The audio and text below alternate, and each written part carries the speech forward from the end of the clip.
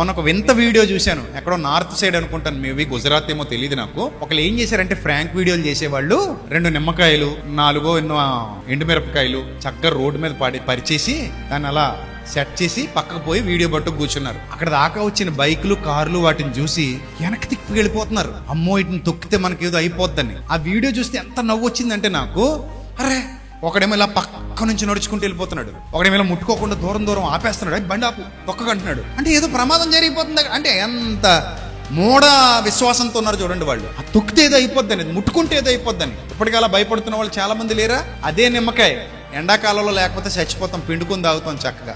అదే పచ్చిమిర్చి అదే ఎండుమిర్చి మన తాలింపుల్లో వాడుకుంటాం.